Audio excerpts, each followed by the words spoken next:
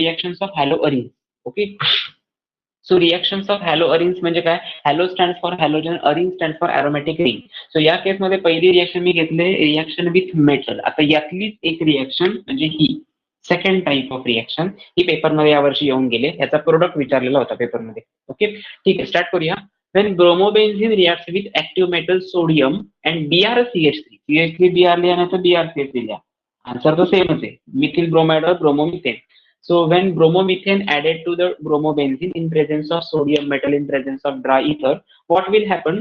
Exactly होतं काय? हा 2 molecules of Na, 1 bromine आणि another bromine हे कंबाईन होतं.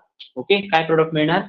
2 molecules of Na आणि ब्रोमिन किती आहे? 2 आहे. हे त्याचा कोइफिशियंट मी ऑलरेडी घेतलाय. So 2 molecules of sodium bromide नावाचा कंपोनंट जनरेट होतो, बाय प्रोडक्ट जनरेट होतो, म्हणजे सॉल्ट असतं ते. ओके, सो 2 NaBr हा तुमचा बाय प्रोडक्ट असेल जो मी इथे लिहितो. रिमेनिंग काय ते अटॅच केला करा एकमेकांना. Br गेला, हा Br गेला आणि Na गेला, हा पार्ट सगळा रिमूव्ह झाला, म्हणजे राहिलं CH3. So aromatic रिंगला CH3 attach केल्यावर काय प्रोडक्ट मिळतो? That is toluene. Okay, methyl benzene. So this is the product of your electrophilic reaction of haloarenes with active metal. Similarly, आता समजा सोडियम मेटल 2 मॉलिक्युल्स दिले, पण रिएक्टंटचा कोइफिशियंट दिलेलाच नसेल, तर ते लक्षात कन्सिडर करायचं 2 रिएक्टंटचा कोइफिशियंट घ्यायचा. ओके, या केसमध्ये एक स्पेसिफिक कंडिशन आहे ही, की ज्यावेळी तुम्ही क्लोरोबेन्झीनचे 2 मोल्स रिएक्ट करता 2 moles of sodium metal in presence of dry इथर, इट विल फॉर्म, आपला रोल काय आहे? या मॉलिक्युल बरोबर 2 मॉलिक्युल्स ऑफ Na बरोबर कुठलाही हॅलोजन अटॅच करायचा आहे. 2 मॉलिक्युल्स ऑफ Na बरोबर एक कुठलाही हॅलोजन जो इथे असेल तो, क्लोरीन, ब्रोमिन, आयोडीन, ॲस्टेटाईन कुठला असेल तो मी काय केलं? कंबाईन केलं आणि काय केलं? याच्यापासून एक सॉल्ट जनरेट केलं.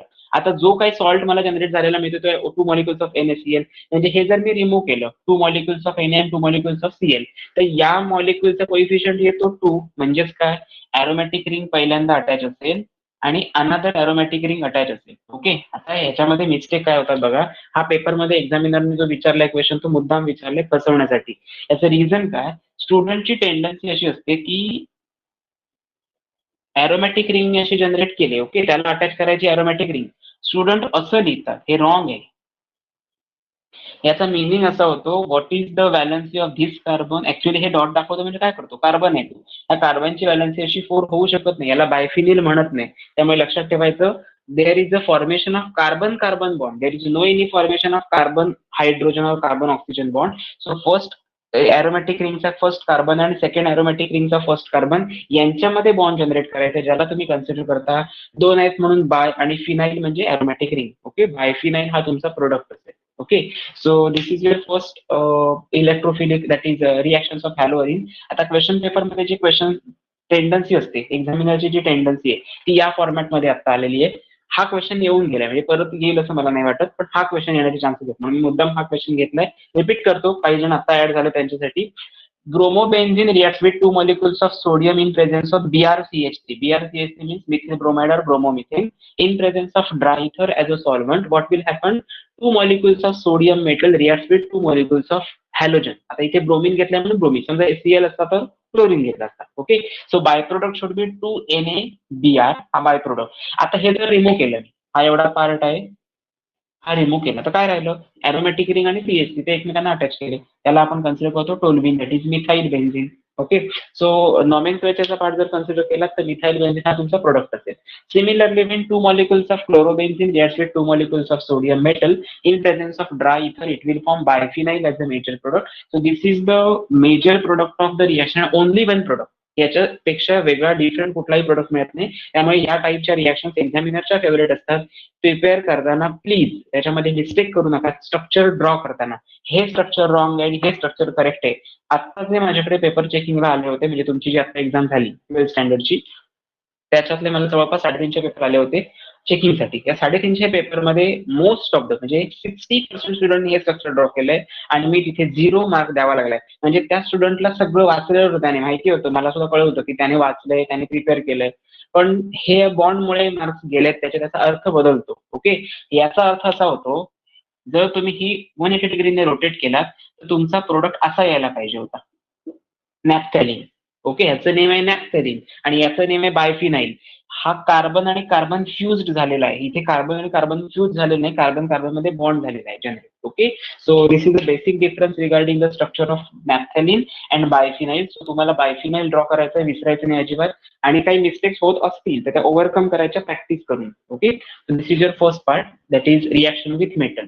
Now the second reaction is, in case of haloarene, second reaction is nucleophilic substitution reaction. आता ह्याच्यासाठी एक काहीतरी मी कंपाऊंड घेतलाय. जर पेपरमध्ये क्वेश्चन आला तर हा ग्रुप चेंज येऊ शकतो. ओके, हा फंक्शनल ग्रुप जो आहे तो चेंज होऊ शकतो. तो चेंज काय होणार आहे ते बघूया आधी.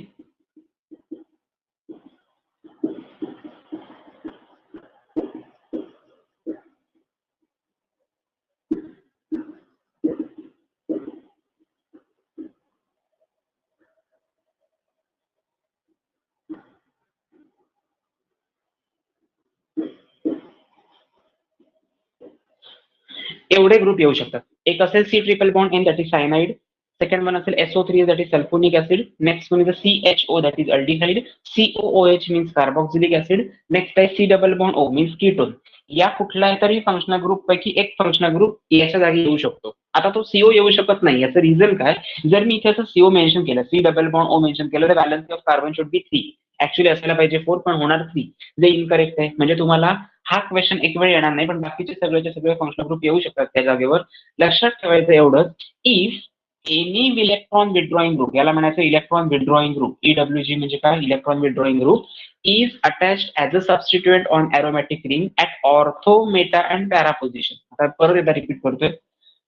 याचा न्यूक्लियस, ऍक्च्युअली हे स्ट्रक्चर आहे कसं? पहिल्यांदा बेन्झिन आणि त्याला Cl हा सबस्टिट्युएंट अटॅच आहे. ओके, Cl हा त्याच्यावरती सबस्टिट्युएंट अटॅच आहे.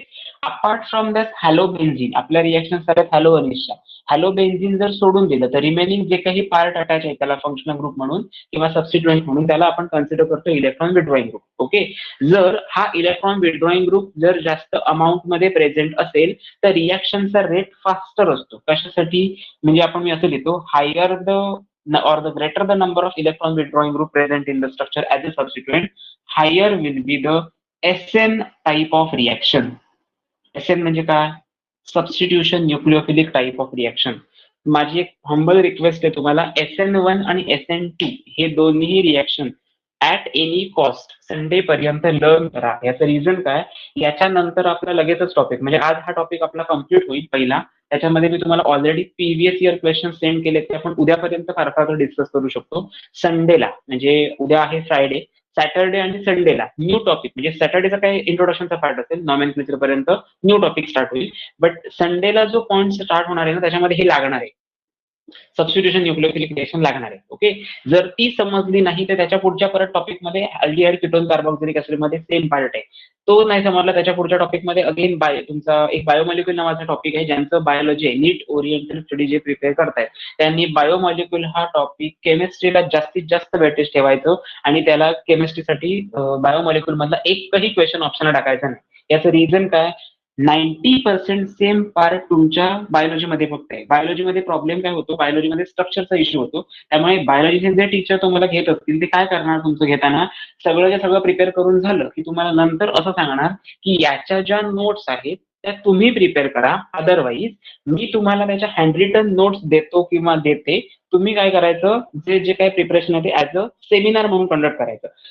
त्याच्यामध्ये स्ट्रक्चर्स भरपूर आहे. जसं तुम्हाला आता मला वाटतं फोटोफॉस्फोरिलेशन वगैरे पार्ट होता फोटोसिंथेसिस मध्ये 11th स्टँडर्ड बायोलॉजीसाठी, त्याच्यामध्ये जी काही स्ट्रक्चर डिफिकल्टी लेवल होती त्याच्यापेक्षा कितीतरी पटीने जास्त डिफिकल्टी लेवल त्या बायोमॉलिक्युल टॉपिकचा बायोलॉजीमध्ये. तिथे फक्त ऑर्गॅनिझम दिले आणि केमिस्ट्रीमध्ये तिथे फंक्शनल ग्रुप दिले, एवढंच काय तो फरक आहे. त्यामुळे त्यांनी तो टॉपिक खूप सिरियसली करायचा, एकही लेक्चर मिस करायचं नाही आणि लाईव्ह लेक्चरच अटेंड करायचं. अगदीच तुम्हाला काही प्रॉब्लेम असेल तर मला अगोदर रिप्लाय द्या, मी तो टॉपिक स्टार्ट करायच्या ऐवजी दुसऱ्याकडे टॉपिक स्टार्ट करेन. ओके, पण त्या टॉपिकला मला सगळे प्रेझेंट पाहिजे आणि समोर पाहिजे. नंतर व्हिडिओ लेक्चर रेकॉर्डिंग काही नको, कारण प्रॉब्लेम असा होतो त्याच्यामध्ये कन्फ्युगरेशन नावाचा छोटासा पार्ट आहे, तो अंडरस्टँडिंग जर नसेल तर काही समजणार नाही. त्याच्यात कन्फ्युगरेशन मधला C पण येणार नाही पेपरमध्ये लिहिता. ओके, सो प्लीज ही माझी एक रिक्वेस्ट आहे तुम्हाला. ठीक आहे, आधी आपण स्टार्ट करूया हा पार्ट. क्लोरोबेन्झिन, ह्याचं नेम काय? Paranitrochlorobenzene. So when paranitrochlorobenzene reacts with any base like NaOH like alkali at 433 kelvin temperature, हा फर्स्ट पॉईंट आहे. आणि त्याच्याच एरोवरती नंतर दिले second point, that is hydrolysis. याचं मिनिंग काय होतं रे? पॅरानायट्रोक्लोरोबेन्झिन मी एका रिएक्शन मिक्सचर मध्ये घेतलंय. लक्षात ठेवायचं, ज्या कंपाऊंड मध्ये नायट्रो ग्रुप असतो, प्रॅक्टिकली तुम्हाला नंतर ते होईल, बट NO2 ग्रुप ज्या कंपाऊंड मध्ये प्रेझेंट असतो त्या कंपाऊंडचा कलर हा either orange to yellowish shade या फॉर्मॅटमध्ये तुम्हाला दिसतो. जर तुम्ही कलर ब्लाइंड नसाल तर, जर तुम्ही कलर ब्लाइंड नाही आहात तर तुम्हाला NO2 कंपाऊंड कंटेनिंग जे एलिमेंट असतात ते येलोइश कलरचे किंवा ऑरेंज कलरचे दिसतात. याचं रिझन काय, नायट्रो ग्रुप त्याच्यामध्ये प्रेझेंट असतो, ज्याला आपण कन्सिडर करतो बॅथोक्रोमिक शिफ्ट और हिप्सोक्रोमिक शिफ्ट और हायपोक्रोमिक शिफ्ट. या शिफ्ट वरने याच्या व्हॅल्यूज ठरतात. म्हणजे वेवलेंथ, जर तुम्ही स्पेक्ट्रोस्कोपिकली याचा स्टडी केला तर तुम्हाला डिटरमाइन करतात त्याची वेवलेंथ, त्याची रेंज, त्याच्यामध्ये असणारे फंक्शनल ग्रुप, त्याच्यामध्ये असणारे इलेमेंट, हे क्वालिटेटिव्ह आणि क्वांटिटेटिव्ह अनालिसिस करून तुम्ही डिटरमाइन करू शकता. सो याच्यामध्ये होणारे काय, न्यूक्लिओफिलिक सबस्टिट्यूशन. आता आपण काल डिस्कस केलं हे. न्यूक्लिओफाईल याचा अर्थ काय, फाईल मीन्स लव्हिंग आणि न्यूक्लिओ मीन्स न्यूक्लियस लव्हिंग. ज्याच्यावरती निगेटिव्ह चार्ज असतो तो न्यूक्लिओफाईल असतो, म्हणजे याच्यावरती सीएल वरती ऑलवेज निगेटिव्ह चार्ज असतो. याचं सबस्टिट्यूशन होणार आहे. तर सबस्टिट्यूशन होणं म्हणजे काय, ते कालच्या लेक्चरला बघितलंय. An atom or group of atom are substituted by another atom or group of atom respectively. आता मला तुम्ही सांगणार आहात NaOH मध्ये निगेटिव्ह चार्ज कशावर असतो रे? NaOH मध्ये निगेटिव्ह चार्ज कशावर असतो? समजा मी NaOH मॉलिक्युल वॉटरमध्ये डिझॉल्व्ह केला तर त्याचं स्प्लिटिंग ह्या व्हाईट बोर्डवर तुम्हाला सांगितलं, NaOH plus water it will form. तुमचं काहीतरी आन्सर असेल ना. सो त्याच्यामध्ये आयन्स जनरेट होतात, बरोबर आहे. त्यातला निगेटिव्ह चार्ज कशावर असतो एवढं मला तुम्ही सांगायचं. कोणीही रिप्लाय दिला तरी चालेल, लाईव्ह चॅटमध्ये रिप्लाय द्या, अदरवाईज तुम्ही तुमच्या माईक किंवा ऑडिओ ऑन केला तरी चालेल आणि बोलला तरी चालेल. मला फक्त रिप्लाय द्या.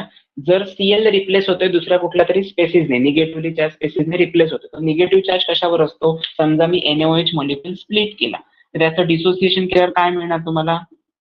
Na plus plus OH minus. हे निगेटिव्ह चार्ज कशावर असतो? OH मायनस वरती असतो. So that CL molecule get replaced with OH group, functional group. So it will give you paranitrophenol as a major product. Okay. Similarly जर समजा मी access of NO2 group वाढवले, याच compound वरती अजून 2 NO2 ग्रुप ऍड केले, तर मात्र मला रिएक्शन कंडिशन बदलायला लागते. इथे आपण H3O म्हणजे वॉटर प्लस हायड्रोलिसिस करतो. इथे मी काय केलंय, वार्म वॉटर. वार्म वॉटर याचा अर्थ काय, टेस्ट ट्यूब मध्ये किंवा तुमच्या हा कंपाऊंड तुम्ही घेतलेला असेल तर वार्म वॉटर करायचं. एका 100 ml च्या बेकर मध्ये वॉटर बॉईल करायला ठेवायचं, पण बॉईल नाही होऊ द्यायचं. बॉईल करायला ठेवायचं असं मी म्हटलंय. विदिन 2 to 3 मिनिट्स मध्ये त्याच्यावरती जर फ्युम्स दिसायला लागल्या, मी बबल्स म्हणत नाही, बबल्स म्हणजे बॉईल झालं, त्याच्यावरती जर फ्युम्स दिसायला लागल्या, थोड्या वेपर्स दिसायला लागल्या, तर ते कंडिशन असते वार्म कंडिशन. आणि जेव्हा तुम्ही तो बर्नर किंवा तुमचा जो गॅस बर्नर असेल तो ऑफ कराल तेव्हा त्याच्यावरनं वेपर फेज निघून जाते, दिसते आपल्याला जाताना, त्याला म्हणायचं वार्म वॉटर. ते वार्म वॉटर त्या टेस्ट ट्यूब मध्ये ऍड केला तर आपोआप तुमचा प्रोडक्ट मिळेल 2,4,6 ट्रायनायट्रोफिनॉल. आणि name of this compound is, alternative name of this compound is picric acid, which is used as a explosive in research centre. Okay. हे पिक्रिक ऍसिड असं त्याला आपण कन्सिडर करतो.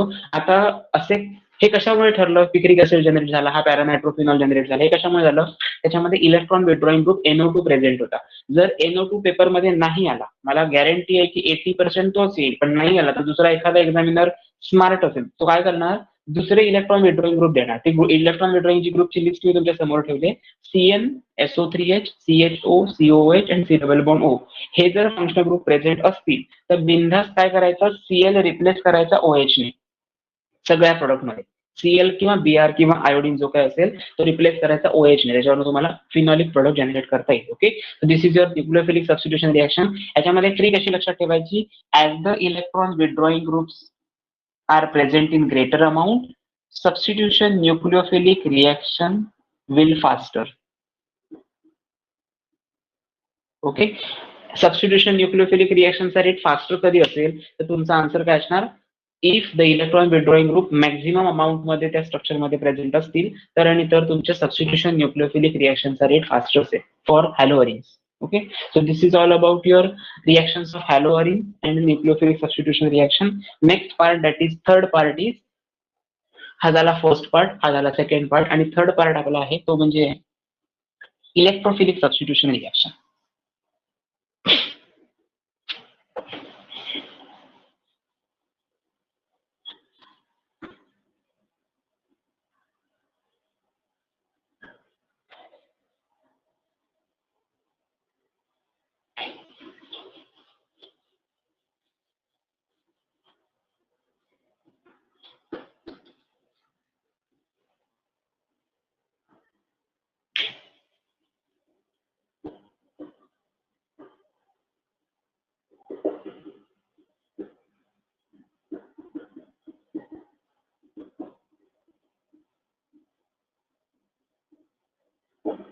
electrophilic substitution reaction. Okay, now in case of electrophilic substitution reaction, first part is halogenation. Okay, first part is a halogenation. So आता मला सांगा reduction म्हणजे काय? Addition of hydrogen. Oxidation means addition of oxygen. Elimination means removal of any atom or group of atom. So halogenation म्हणजे काय असणार? Addition of halogen. आता ज्या कंपाऊंड वरती आपण हॅलोजन ऍड करणार आहोत त्या कंपाऊंड वरती ऑलरेडी एक हॅलोजन प्रेझेंट असतो. तो कुठला? आपण एक एक्झाम्पल घेऊया, best example chlorobenzene. Okay, this is a chlorobenzene. When that chlorobenzene further reacts with another Cl2 in presence of H mu, where H be the Planck's constant and mu be the frequency. यालाच आपण alternatively काय consider करतो? Radiant energy और solar energy. Okay, in presence of FeCl3 as a catalyst. FeCl3 is act as a Lewis acid. Okay, ह्याचे role लिहून ठेवत चला simultaneously, तर तुम्हाला समजत जाईल. आणि प्लीज तुम्ही जरी नोट्स प्रिपेअर करत नसाल किंवा तुमच्याकडे नोट्स अवेलेबल होत असतील तरी जे जे रोल इथे सांगितले जातात ना, जेव्हा नवीन काहीतरी असतं नोट्समध्ये, जेव्हा नसतं तेव्हा तुम्ही लिहून देतो काहीतरी, तेव्हा त्याचे स्क्रीनशॉट घेत चला. आता प्रॉब्लेम काय होणार? असे सगळे स्क्रीनशॉट घेऊन ठेवला तर मोबाईलची मेमरी फुल होणार आणि इथे LA म्हणजे काय ते आठवणार नाही 15 दिवसानंतर. त्याच्यासाठी सांगतोय, तुमच्याकडे जेव्हा मी ग्रुपवरती नोट्स पाठवतो त्याच्या प्रिंट शक्यतो पॉसिबल असेल तर काढून घ्या. अदरवाईज हार्ड कॉपीज माझ्याकडनं अगोदर कलेक्ट करा. टॉपिक चालू व्हायच्या अगोदर हार्ड कॉपीज घेऊन ठेवा, म्हणजे तुमच्याकडे नोट्स समोर असतील आणि तुम्ही लेक्चर अटेंड कराल. जेव्हा असं काहीतरी असेल, LA लिहायचंय, लेबिनस लिहायचंय, तुम्ही काय करणार? एक रेड पेन घ्यायचं.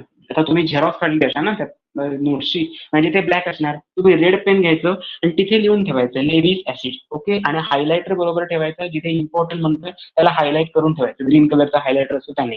ओके, ह्या मेथड्स खूप युजफुल आहेत. आता तुम्हाला वाटतं काय हायलाइट करण्यापेक्षा मी त्याला अंडरलाईन करेन किंवा आणखी डार्क फॉन्ट मध्ये लिहेन, लिहू शकता, सगळं बरोबर आहे. पण हायलाइट केल्यामुळे एक्झामच्या आदल्या दिवशी 8 दिवस अगोदर अभ्यास करायचा असतो तेव्हा त्याचा खूप फायदा होतो. त्याला शॉर्ट नोट्स असं कन्सिडर केलं जातं. मी सांगण्याचं काम केलंय, बाकी तुम्हाला जसं योग्य वाटतं तसं तुम्ही करू शकता. So when chlorobenzene reacts with Cl2 in presence of radiant energy in presence of Lewis acid like FeCl3, it will form ortho and para product. Ortho and para म्हणजे काय? हा क्लोरोबेन्झिन आहे, याचा एकच कोइफिशियंट नसणार, हा लिक्विड स्टेटमध्ये असतो, म्हणजे त्याचे n नंबर ऑफ कोइफिशियंट आहे. मी याचं कन्सिडर करतो 2 क्लोरोबेन्झिन आहेत. Reacts with 2 molecules of Cl. मग हा क्लोरोबेन्झिन मधला Cl तसाच ठेवला, याच्यातला एक Cl इकडे अटॅच केला आणि दुसरा Cl ऑर्थो पोझिशनला अटॅच करायचे. ओके, आता असं जेव्हा मिक्सचर ऑफ प्रोडक्ट मिळतात 12th स्टँडर्ड पर्यंत मी सांगतोय, totally para product is always and always major. हा जो पॅरा प्रोडक्ट असतो 1,4 पोझिशनला पॅरा म्हणतो आपण, 1,2 पोझिशनला ऑर्थो म्हणतो आणि 1,3 पोझिशनला जर सबस्टिट्यूएंट प्रेझेंट असतील तर आपण त्याला मेटा असं कन्सिडर करतो. So always and always para product is a major product. Okay, so this is very very important part. Next आहे, ही झाली पहिली हॅलोजनेशन इलेक्ट्रोफिलिक सबस्टिट्यूशनची. Second reaction is a nitration. So when nitration, chlorobenzene reacts with concentrated HNO3 in presence of concentrated H2SO4. This mixture of concentrated HNO3 and concentrated H2SO4 is called as nitrating mixture. Nitrating mixture. Okay, so it will form one of the major product and another means a minor product, that is ClNO2 plus ClNO2. आता एक doubt असणार ह्याच्यामध्ये, HNO3 molecule आहे ना, मग NO3 चा attack का नाही होत? ऍक्च्युअली HNO3 मॉलिक्युल असा नसतोच. कसा असतो तो? HONO2 असतो, याच्यावरती OH वरती मायनस चार्ज असतो आणि NO2 वरती प्लस चार्ज असतो. आपली रिएक्शन कुठली चालली आहे? इलेक्ट्रोफिलिक. मग अशीच बघितलेलं, निगेटिव्ह चार्ज असेल तर न्यूक्लिओफिलिक असतो, म्हणजे इलेक्ट्रोफिलिक कोण असणार? पॉझिटिव्ह चार्ज असेल. ह्याच्यामध्ये पॉझिटिव्ह चार्ज कशावर आहे? NO2 वरती आहे, म्हणून NO2 चा अटॅक ह्याच्यावरती होतो. So orthochloronitrobenzene and parachloronitrobenzene. Obviously para is always major. So हा जो सेकंड प्रोडक्ट असेल तो तुमचा मेजर प्रोडक्ट असेल. मेजर म्हणजे काय रे? त्याची क्वांटिटी प्रॅक्टिकली जेव्हा तुम्ही यील्ड परफॉर्म करता तेव्हा त्याची क्वांटिटी हायएस्ट अमाउंट मध्ये मिळत असते. Okay, so it is a para-nitrochlorobenzene is a major product. So this is your second reaction. Now moving towards third reaction, that is the sulfonation, and last one is the Friedel-Crafts reaction. Actually Friedel-Crafts खूप important आहे. सायंटिस्टचे ज्याच्यामध्ये names आहेत ती सगळ्याच reactions important आहेत केमिस्ट्रीमध्ये exam point of view. बघूया काय आहे ते. आधी आता स्क्रीनशॉट झाला असेल, समजलं असेल तर, डाऊट नसेल तर मला सांगा, मग आपण पुढे जाऊया. Is there any doubt? या दोन्ही पॉइंट्स मध्ये डाऊट आहे काही? बघा याच्यामध्ये बाय प्रोडक्ट मिळणार नाही तर तुम्हाला असं वाटेल हे 2 CL आहेत, हा एक CL आहे आणि असे 2 कोइफिशियंट आहेत, म्हणजे ऍक्च्युली 4 CL व्हायला पाहिजे प्रोडक्ट मध्ये. जरा चेक करा, प्रत्येक याच्यामध्ये 4 CL जनरेट झालेत. 1 2 3 4 हे 4 CL जनरेट झालेत. रिॲक्शन बॅलन्स करण्यासाठी मी इथे कोइफिशियंट घेतला. पण जर समजा इलेक्ट्रोफिलिक सबस्टिट्यूशन रिॲक्शन मध्ये जर का कोइफिशियंट तुम्ही नाही लिहिला तरी चालतो, कारण ह्या बेन्झिनची जी स्ट्रक्चर्स असतात क्लोरोबेन्झिन वगैरे हे लिक्विड स्टेटमध्ये असतं आणि लिक्विड्स मध्ये नंबर ऑफ मॉलिक्युल्स किंवा number of moles as compare to solid state जास्त असतात. Why this is so? Because of they have tendency to form hydrogen bond with water molecule or liquid phase. So that's why they can easily form dimerized nature and dimer generate होतात. Monomer असेल तर single unit असतं, dimer म्हणजे 2 unit असे generate होतात आणि त्यामुळे liquid स्टेटमध्ये n नंबर ऑफ मॉलिक्युल्स आहेत असं कन्सिडर केलं जातं आणि त्यामुळे तुमचे हे प्रोडक्ट 2 मिक्सचर ऑफ प्रोडक्ट मिळतात. ठीक आहे. थर्ड रिएक्शन बघूया, that is sulphonation and Friedel Crafts alkylation and acylation.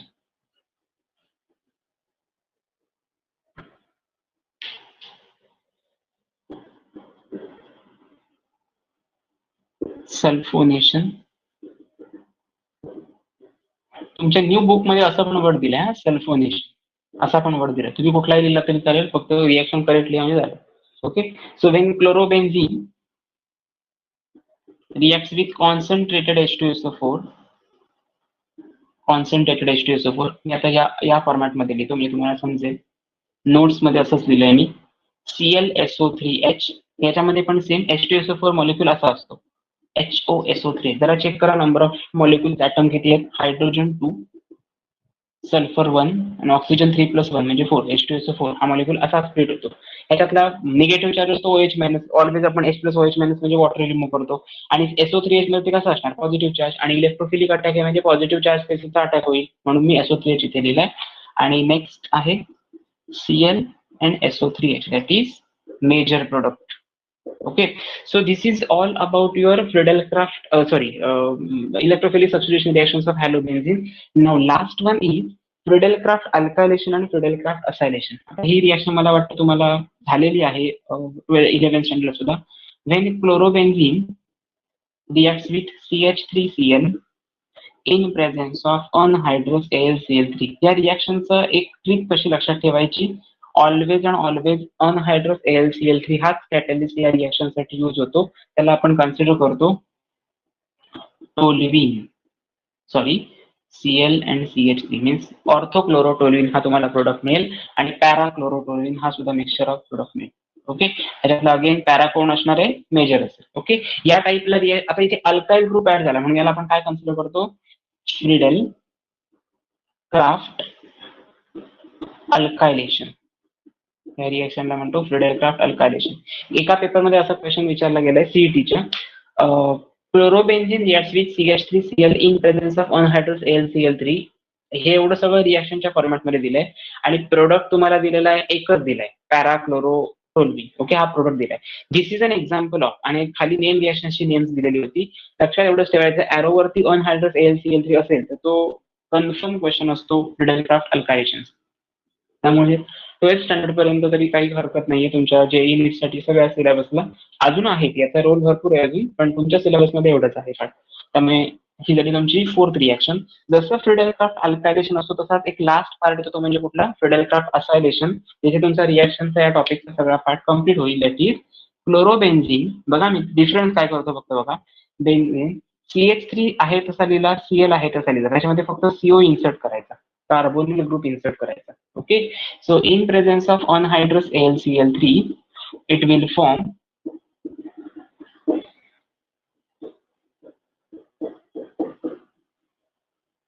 C double bond OCH3 plus Cl C double bond OCH3. हे असंच का लिहिलं, कारण व्हॅलेन्सी ऑफ कार्बन 4 आहे हे मला माहिती आहे, हे एक्झामिनरला कळायला हवं म्हणून. Okay, so major product should be para, हा तुम्हाला प्रोडक्ट मिळेल. मला वाटतं 11th स्टँडर्डला तुम्हाला फक्त बेन्झीन रिॲक्ट विथ CH3Cl अशी रिॲक्शन होती, तुम्हाला टोल्युइन हा प्रोडक्ट मिळत होता. आता सबस्टिट्यूटेड बेन्झीन रिॲक्ट होते, हा अल्काइल ग्रुप ऍड झाला म्हणून आपण त्याला फ्रिडेल-क्राफ्ट अल्कायलेशन म्हटलं. याच्यामध्ये असाइल ग्रुप ऍड होतो, C डबल बॉन्ड OCH3, त्यामुळे त्याला म्हणायचं FC. FC is not equal to Fergusson College, लक्षात ठेवा. Friedel Crafts acylation, Friedel Crafts acylation. Okay, so this is the basic thing regarding your electrophilic substitution type of reaction. याला star mark करून ठेवा कुठेतरी, screenshot घेतला तरी चालेल. नोट्स मध्ये फक्त एवढं लक्षात ठेवायचं, जेव्हा तुमच्या हातामध्ये हार्ड कॉपीज येतील किंवा तुम्ही प्रिंट काढून घेतलात तर या सगळ्या पॉईंटला जिथे जिथे स्टार केला त्याला इम्पॉर्टंट म्हणून मेन्शन करून ठेवा. काहीही म्हटलात तरी रिएक्शनचा पार्ट ऑर्गॅनिक केमिस्ट्रीमध्ये कमी होणं शक्यच नाहीये, इम्पॉसिबल आहे ते. सो रिएक्शन्स वाढतच जातील, थिअरी वाढत जाईल, सिलेबस कव्हर होत जाईल. आणि जर तसं म्हणायला गेला तर आज आपला 5 मार्क्सचा टॉपिक आपला कव्हर होतो, म्हणजे 70 मधनं 5 मार्क्स मायनस केलं तर 65 मार्क्स आपला सिलेबस राहिलाय. मग तुम्ही प्रिपेअर करताना कसं करायला पाहिजे, जेवढं इम्पॉर्टंट आहे ते पहिल्या वे मध्ये वाचून घ्या. ओके, सेकंड टाइम मध्ये जेव्हा टेस्ट होईल, तुमची टेस्ट होणार आहे, आधीच क्लिअर करतोय मी, 2 टॉपिक कम्प्लीट होतील किंवा दुसरा टॉपिक चालू असताना तुमच्या पहिल्या टॉपिकवरची टेस्ट होईल. त्या टेस्टमध्ये एमसीक्यू बेस्ड क्वेश्चन्स असतील आणि एक पीडीएफ मी तुम्हाला शेअर करेन. त्या पीडीएफ मध्ये हार्ड कॉपी म्हणजे तुम्हाला रिटर्न फॉर्म मध्ये क्वेश्चन पेपर मिळेल. तो क्वेश्चन पेपर, आता काही जणांचं असं मत असतं की तुम्ही पाठवलेला क्वेश्चन पेपर मला त्याच वेळी पॉसिबल नाहीये सॉल्व्ह करणं. ठीक आहे, चालेल, काही प्रॉब्लेम नाही, ऍज असाइनमेंट म्हणून तो सॉल्व्ह करा, पण त्यातला कुठलाच क्वेश्चन विथ ऑप्शन सॉल्व्ह करा. कुठला क्वेश्चन सोडून देऊ नका. म्हणजे अटेम्प्ट एनी 3 असतील ना, 5 दिलेले आणि अटेम्प्ट एनी 3 आहेत, तुम्ही काय करणार, हे ते 2 येत आहेत, तिसऱ्यातला अर्धवट येत असेल तर तुम्ही काय करणार, काही जण असे पण असतात की ते बघून घेतात ओके आन्सर आणि त्याचा फोटो मला शेअर करतात. तसं काही करू नका. मला फसवायची तुम्हाला काहीच गरज नाही वाटत मला तरी. पेपर तुम्हाला फायनल एक्झामचा लिहायचा आहे, मला पेपर लिहायचा नाही फायनल एक्झामचा. सो स्वतःशी प्रामाणिक राहायचं. 0 मार्क पडतो पण 0 मार्क आपला असला पाहिजे, हे लक्षात ठेवा. तो बघून काढलेला वगैरे असू नये. आणि हे जे काही तुम्ही आता परफॉर्म केलेलं असणार, प्रिपरेशन झालेलं असणार, ते तुम्ही दाखवता मी स्वतः लिहिलं म्हणून, तसं नसतं ते. ऍक्च्युअली ते पेपर बघितल्यानंतरच आयडेंटिफाय करता येतं मला तरी. ओके, त्यामुळे त्यात तुम्ही चान्स द्याच मला, तुम्ही बघायला, बघून काढला तर मी तुम्हाला सांगेन कुठला क्वेश्चन तुम्ही बघून काढला आणि कुठला क्वेश्चन तुम्ही बरोबर स्वतःहून लिहिलाय. ते रिॲक्शनचे प्रोडक्ट असतात, ते कम्प्लीट द फॉलोइंग रिॲक्शनचे ज्या ज्या मी रिॲक्शन्स ओव्हरऑल इयर मध्ये घेईन, अजिबात कोणाला शेअर करायचे नाही आधी पहिला रिॲक्शन. आणि सेकंड थिंग, ह्याच्यातला कुठलाही डाऊट असता कामा नये. म्हणजे सरांनी 50 रिॲक्शन दिल्या आणि त्यातल्या मला 49 होती बाय हार्ट आणि एक आहे ती मला कधी समजतच नाही, तर ती समजून घ्यायची. ती जी एक रिॲक्शन आहे ती पेपरमध्ये येणार, असा प्रॉब्लेम होतो. आणि म्हणून तुम्हाला सांगितलं की जेवढे मी घेईन तेवढ्याच प्रिपेअर करा, एक्स्ट्रा नाही काही केला तरी चालेल. ओके, फक्त शेअर का करू नका सध्या तरी, सुरुवातीला कॉम्पिटिशन भरपूर आहे. स्वतःच आधी प्रिपरेशन करा, मग सोशल सर्व्हिसला पण टाइम देऊया तुम्हाला. ठीक आहे, एवढं पहिला पार्ट तुमचा फिडेल क्राफ्ट अल्कालेशन आणि फिडेल क्राफ्ट असायलेशनचा पार्ट कम्प्लीट होईल. Next part is uses and environmental effect. Okay, so याच्यामध्ये काही डाऊट आहे का कुणाला? आतापर्यंत झालेल्या रिॲक्शनच्या पार्टमध्ये ही रिॲक्शन मला नाही समजली, ही रिॲक्शन रिपीट करा, असं काही असेल तर प्लीज सांगा, नसेल तर आपण कंटिन्यू करूया. That is uses and environmental effect. Theoretical part आहे सगळा म्हणून. Is there any doubt?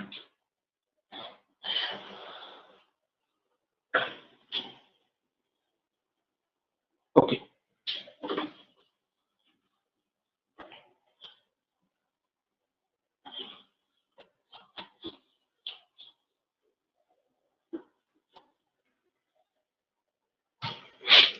या तुम्हाला अगोदर एक्झामचं शेड्यूल मिळेल, काळजी करू नका. जेव्हा तुमची एक्झाम असेल त्याच्या अगोदर 8 दिवस तुम्हाला समजणार की टेस्ट आहे आपली पुढच्या आठवड्यामध्ये या दिवशी. आणि ती रिटर्न आणि एमसीक्यू टाईप क्वेश्चन्स हे सायमल्टेनियसली होते, हे लक्षात ठेवा.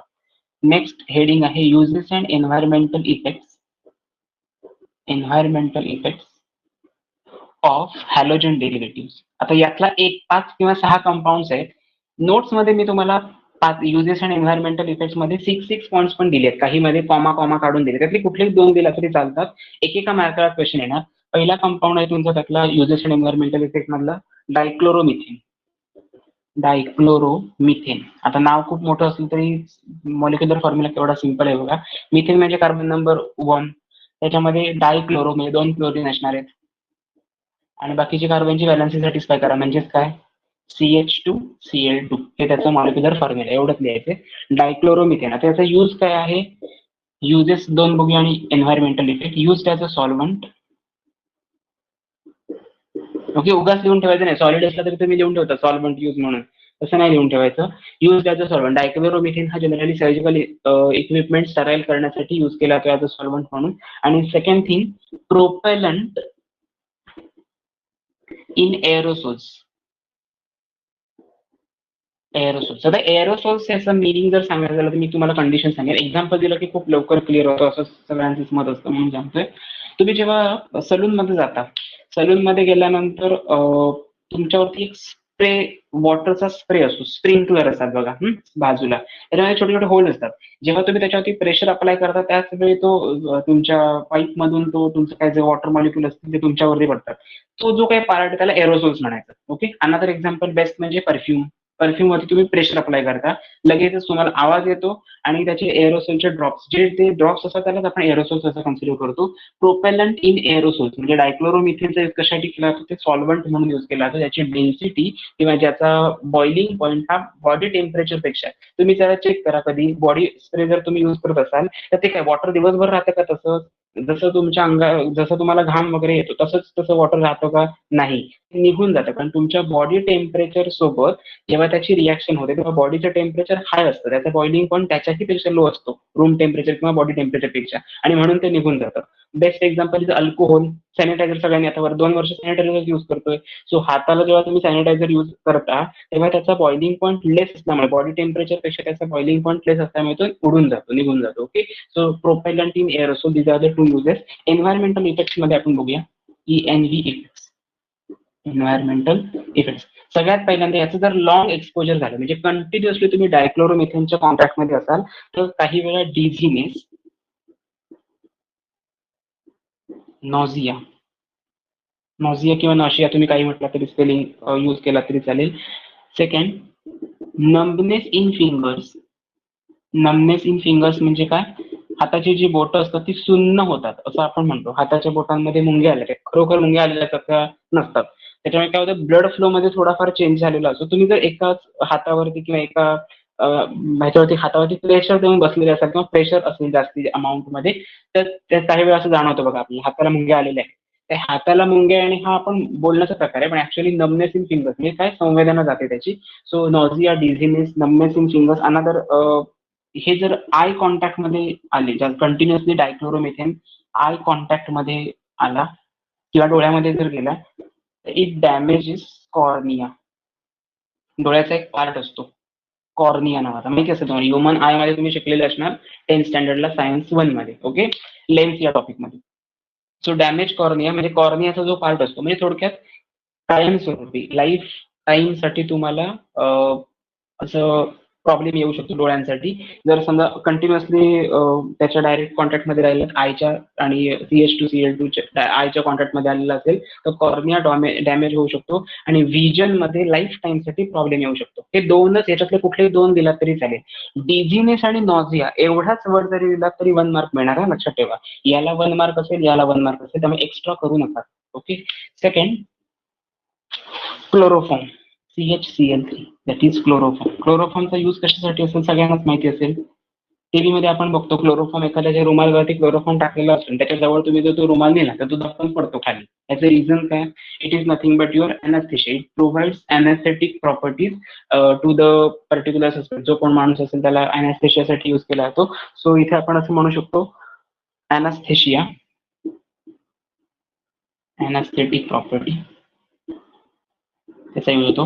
Again it is used as a coolant, म्हणजे ज्याला आपण काय कन्सिडर करतो, रेफ्रिजरंट. फ्रीज ओपन केल्यानंतर कूल हवा आत बाहेर येते, बरोबर आहे ना, त्याला आपण रेफ्रिजरेशन कन्सिडर करतो. सो रेफ्रिजरंट म्हणून त्याचा यूज केला जातो. त्याचा रेफ्रिजरंट आहे R22. हा त्याचा एक आपण म्हणतो ना एक व्हेरियंट असतो त्या फॉर्मॅटमध्ये. क्लोरोफॉर्मचा R22 हा एक पार्ट आहे ज्याच्यापासून आपण क्लोरोफ्लोरोमिथेन यूज, CFC आपण कन्सिडर करतो, त्याचा यूज केला जातो याच्यामध्ये. सेकंड थिंग, डायक्लोरोकार्बिनचा सोर्स आहे. It is a source of dichlorocarbene, that is CCl2. लक्षात ठेवायचं, कार्बिन जेव्हा आपण जनरेट करतो तेव्हा नंबर ऑफ इलेक्ट्रॉन्स कार्बनवरती इंडिकेट करायचे आणि 2 क्लोरीन असतील. त्याचे नेम आहे dichlorocarbene. Carbene is actually an intermediate. Okay, तो डायक्लोरोकार्बिन. याचे पण 2 टाइप्स आहेत, फिशर कार्बिन आणि श्रॉफ कार्बिन, पण तुमच्या सिलेबस मध्ये एवढं काही डिटेलमध्ये नाहीये. Okay, so these are the uses. Next part is a environmental effect. याच्यातलं क्लोरोफॉर्मचे एन्व्हायरमेंटल इफेक्ट आपण बघूया.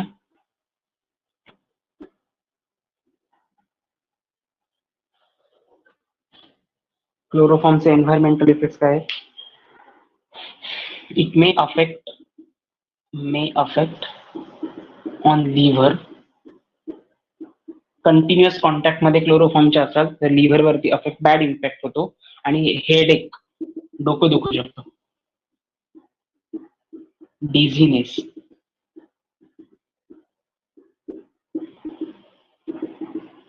fatigue. Okay, so these are the environmental effects of your trichloromethane. Alternative name is chloroform. Okay, next part is of your syllabus iodoform. Iodoform चे uses and environmental effect बघूया. Third आहे iodoform. हा सगळा theoretical पार्टच आहे, म्हणजे जर तुम्ही read करून घेतला तरी सुद्धा समजेल, पण हे एवढंच मी का लिहिलं याचा तरी रिझन आहे. R22 हा जर क्वेश्चन तुम्हाला VSA मध्ये विचारला तर हा जर तुम्ही यूज वाचलेलाच नसेल, डिफिकल्ट आहे किंवा लाईन त्याची मोठी आहे, वाचायला किंवा पाठ करायला डिफिकल्ट जातं म्हणून, तर ह्या VSA चे हे मार्क गेले. मग ते होऊ नये, अल्टरनेटिव्ह नेम सांगा. तुम्हाला विचारलं आयोडोफॉर्मचा IUPAC नेम सांगा, तर तुम्हाला सांगता आलं पाहिजे 3-आयोडो मिथेन. आता ते 3-आयोडो मिथेन म्हणजे असं येणार नाही, 3-आयोडो अशी येणार नाही पोझिशन, 1-1-1 ट्राय-आयोडो मिथेन हे तुमचं नेम असायला पाहिजे.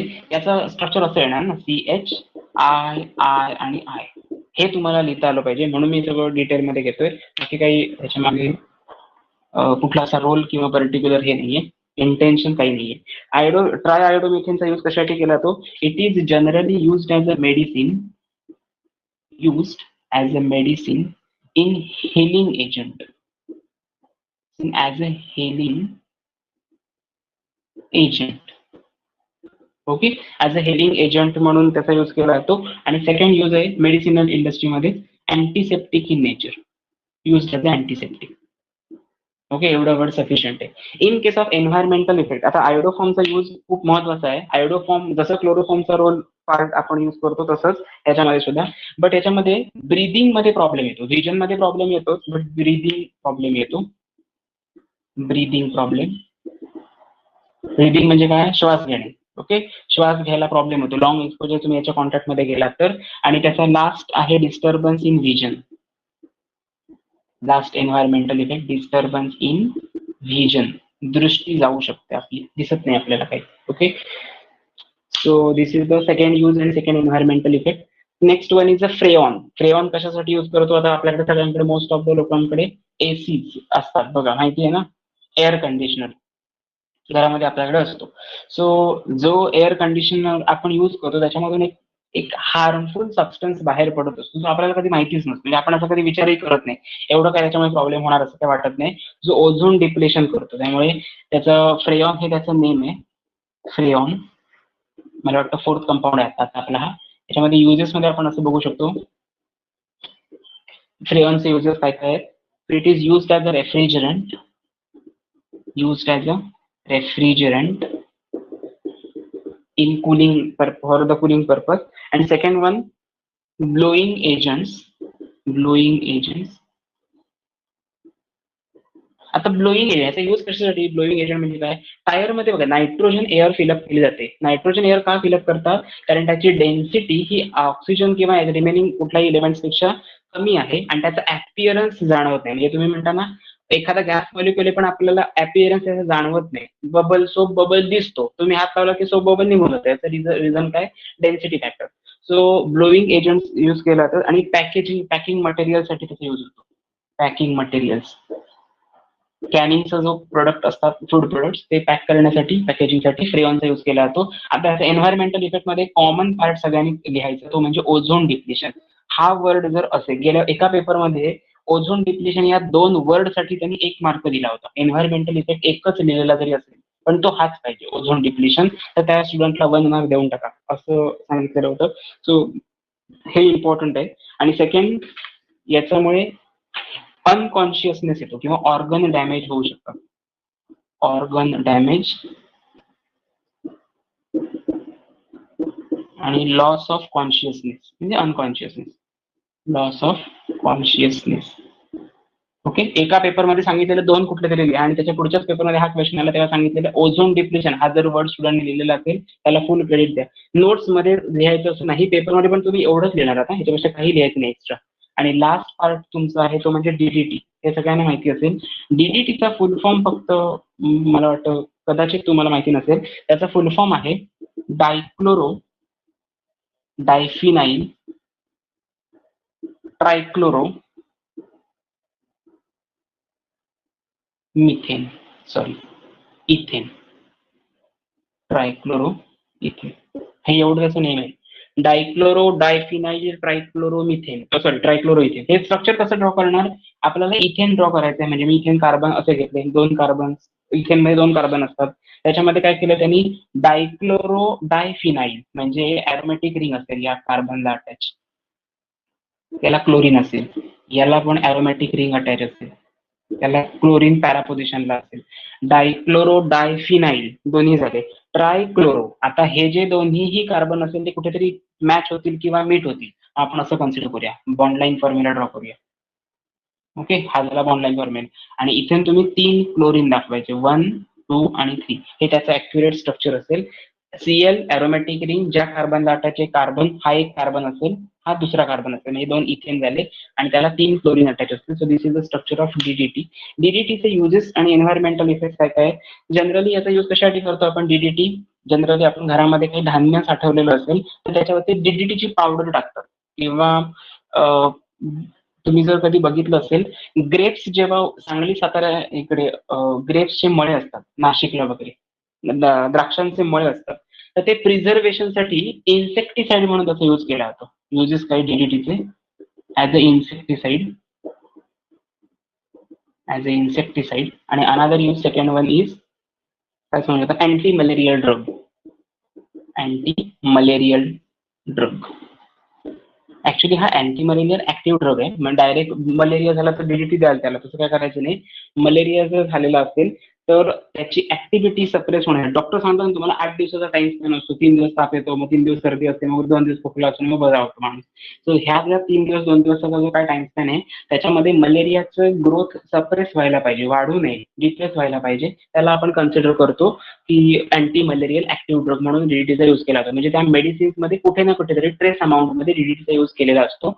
आणि एन्व्हायरमेंटल इफेक्ट काय, त्याचं डिपॉझिशन होतं फॅट्स मध्ये. ओके, फॅटी टिश्यूज जे असतात आपल्या बॉडीमध्ये, जे फॅटी टिश्यूज आहेत त्याच्यामध्ये त्याचं इझी डिपॉझिशन होतं. त्यामुळे जर एक्सपोजर कंटिन्युअसली असेल तर ह्याच्यामुळे होऊ काय शकतं, वॉमिटिंग, एक्सेस ऑफ ओव्हरडोस झाला तर वॉमिटिंग, शेकिनेस. ओके, थर्ड पार्ट अजून असू शकतो, long exposure may leads to the organ damage or tissue damage. तुमच्या टिश्यूज मध्ये जे फॅट आहे बघा, माझी हँड मुवमेंट जी आहे ती आता हँड मुवमेंट जी होते हे कशामुळे होते, त्याला तुम्हाला माहिती आहे बॉल अँड सॉकेट मॉडेल याच्यामध्ये असतं. आणि याच्या पासून तुम्हाला बोन मॅरो वगैरे तुम्ही शिकलेलं असणार बायोलॉजी स्टुडंट. तर जे टिश्यू डॅमेज म्हणजे काय, इथले जे टिश्यू वर्किंग करत नाहीत, म्हणजे वर्क त्यांचं थांबतं, त्यामुळे तो ऑर्गन डॅमेज होतो, टिश्यू डॅमेज होऊ शकतात. फॅटी टिश्यूज म्हणजे हे जे काय म्हणतो आपण हार्मफुल सबस्टन्सेस आहे ते तुमच्या या स्पेसमध्ये जाणार आणि मग सांधे दुखी वगैरे असं जाणवायला लागतं. त्यामुळे असं आपण कन्सिडर करू शकतो. Okay, so they can be restore in the your fats. Okay, deposition of fats. So या